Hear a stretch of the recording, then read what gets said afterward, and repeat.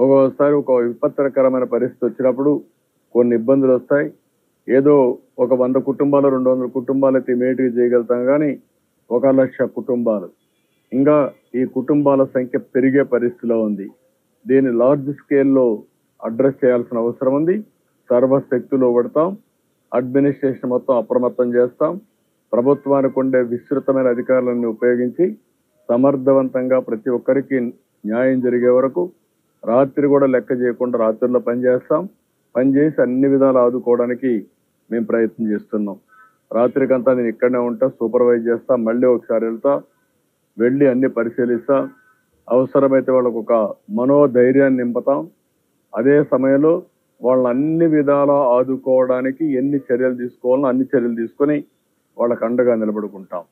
అందుకని ఇవన్నీ కూడా నేనే ఈరోజు సిఎస్ గారు ఇక్కడే ఉన్నారు, డీజీ గారు ఉన్నారు, అందరూ కూడా కూర్చొని పెట్టి ఒక యాక్షన్ ప్లాన్, ఏదైతే ఇంత పెద్ద ఎత్తున విపత్తు వచ్చినప్పుడు అదే స్ఫూర్తితో మేమందరం కూడా పనిచేస్తే తప్ప లాస్ట్ మైల్లో ఉండే వారికి న్యాయం జరగదు. ఆ న్యాయం చేయడం కోసమే ఇప్పుడు మేము కూర్చున్నాం. ఎప్పటికప్పుడు స్టడీ చేస్తాం. ఇంకా అవసరమైతే వేరే ప్రాంతాల్లో కూడా ఫుడ్ తయారు చేసి అవి కూడా తీసుకొస్తాం. ఎన్ని విధాలా వాళ్ళకి చేర్చాలను, ఎందుకంటే ఎప్పటి లోపల ఈ బుడమేరు నీళ్లు తగ్గుతాయో మనకు తెలియదు. రేపు మధ్యాహ్నం కావచ్చు, రాత్రి కావచ్చు, ఎల్లుండి కావచ్చు, అన్నిటికీ మనం ప్రిపేర్ కావాలి.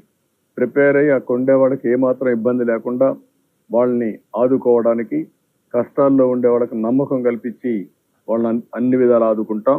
ఆ కార్యక్రమంలోనే నేను ఉన్నా. ఇక్కడ మీకు ఏదైనా డౌట్స్ కానీ, ఇప్పుడు ఇది అయిన తర్వాత మేము ఆఫీసర్స్ అంతా రివ్యూ చేసుకొని రోల్ క్లారిటీ ఇచ్చిన తర్వాత, ఎందుకంటే కన్ఫ్యూజన్ లేకుండా ఎవరేం చేయాలనో చాలా స్పష్టమైన రోల్ క్లారిటీ ఇస్తాం. ప్రతి ఒక్క ఆఫీసర్ని ఇంత మునుపు కూడా నేను 4-5 సార్లు ఇదే మరిగా సూపర్ సైక్లోన్, ఒకసారి హరికేన్ తుఫాన్ వచ్చింది ఈస్ట్ వెస్ట్ గోదావరి 97 ఆ ప్రాంతంలో, ఉదుహు తుఫాన్ వచ్చింది. ఆ తర్వాత హైదరాబాద్లో ఒకసారి పెద్ద ఎత్తున వరదలు వచ్చాయి. అనేక సందర్భాల్లో స్పష్టమైన రోల్ క్లారిటీ ఇచ్చి ప్రతి ఒక్కరికి న్యాయం చేసిన తర్వాతనే అడ్మినిస్ట్రేషన్ తిరిగి వెళ్ళాం. ఈరోజు మేము సెక్రటరియట్లో కూర్చోవచ్చు, లేకుంటే స్టేట్ డిజాస్టర్ మేనేజ్మెంట్ అథారిటీలో కూర్చోవచ్చు. కాదు, ఇక్కడనే సింగ్ నగర్లో దగ్గరగా ఉండే ఇక్కడ మేము కూర్చోవాలి. ఇక్కడి నుంచే పని చేయాలి. పని చేసి వాళ్ళకు ఒక నమ్మకాన్ని కల్పించాలి. వాళ్ళు గట్టిగా అరిస్తే మాకు వినపడే పరిస్థితి ఉండాలి. అందుకే ఇక్కడే కూర్చున్నాం. ఇక్కడి నుంచే కూర్చొని రేపు ఎల్లుండి కూర్చొని ఇక్కడ అన్ని సరి చేసిన తర్వాతనే ఇక్కడ వదిలిపెడతాం.